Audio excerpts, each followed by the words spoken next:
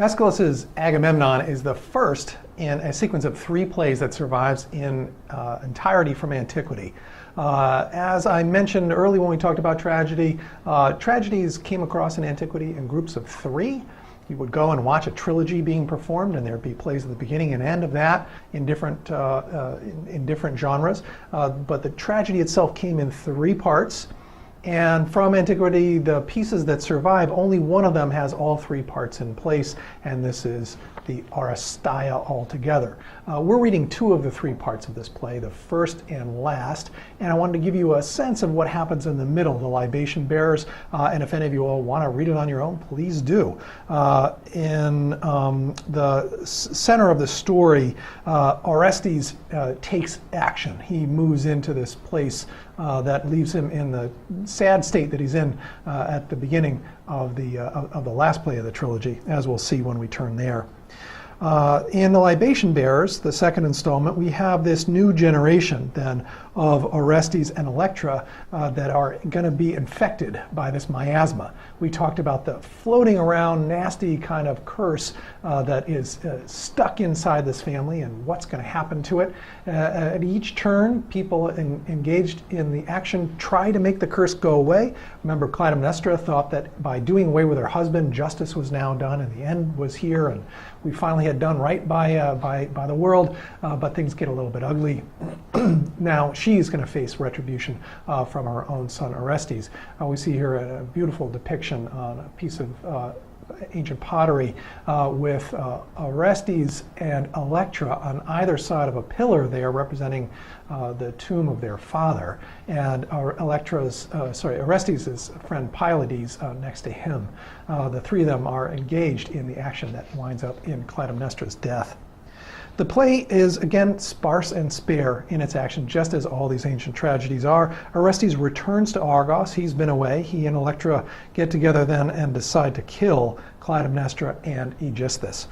Orestes and Electra conduct what's basically a seance. They hang out at the grave of their dead father, and they pour over libations and pray to earthly powers, the large forces that are percolating underneath the earth, including the earth itself. These powers are something that in the long scheme of understanding of where the Greek world comes from, as we know from reading Hesiod, these are powers that were defeated by Zeus and buried underground. When Zeus has got these nasty things in control underneath there, yes, they're definitely controlled under Zeus's binding, and yet humans, when they need extra help, when they are in a terrible situation that they can't solve themselves, they appeal to these buried chthonic powers to try to gain purchase on their situation up here that they otherwise couldn't get by appealing to the gods of the daytime. So in desperate situations, as Orestes and Electra are in, appeals to the earthly powers is what starts to call people's attention. They then pray to Agamemnon's shade and different kinds of early divinities that we saw mentioned in Hesiod's Theogony, and they want permission to go ahead and carry out these murders. They basically get it. They're authorized to go do this, and it sends them then off into the terrible set of actions. Orestes and his friend Pylades disguise themselves as foreigners. They then kill Clytemnestra and Aegisthus, but not before Orestes and Clytemnestra have a long, drawn-out face-to-face. Clytemnestra is good at verbal tests of will. We saw her do that in the Agamemnon. She does that with her son. He is about to kill her and telling her why it's okay that he's about to kill her. She, on the other hand, is arguing back, saying, you know, my goodness, of course it's not okay for you to kill me. And they have this long, drawn-out test of face-to-face argument and battle. Orestes then drags her behind the door. As we know, things happen back there. Kills her. We spring the door open, see that she's dead. And Orestes at that point reappears, and he's happy at this stage, at the end of the Libation Bearers, that everything's finally over. He has now exacted revenge for his father's murder, and everything is going to be okay.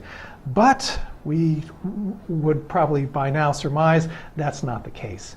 Up pop a new breed of nasty divinities, these things called the Furies. The Furies are going to play a critical part in the next part of the story. They start to swoop around, and now that Orestes has blood guilt on his hands, they're going to come after him. We'll see them hovering around in the background. They are agents of justice in this older order of things based on blood. Remember the Furies themselves? We saw a mention of them in Hesiod's Theogony. There's a connection there with the severed genitals of the sky. Remember, after Kronos cuts off the genitals, he tosses them into the ocean, or into the sea, and from there Aphrodite grows up, according to Hesiod's story. Also from the drops of blood that drip into the earth, nasty things come out, including these Furies. They're born from the drips of blood off of the severed genitals of the sky. This background tied to the blood and to awful internal family crimes really helps specify what they're all about in the story and the role that they're playing inside of the Oresteia.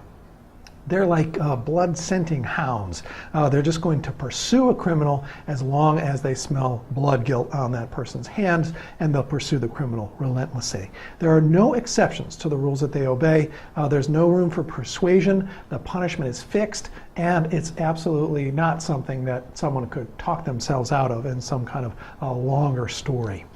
Aeschylus is going to turn from this older order of justice based on revenge, blood guilt, the Furies as enforcers. He's going to turn from that to a new idea of justice that's going to turn this old one on its head, and we'll see that in the next installment of the trilogy when we get to the play The Eumenides by Aeschylus.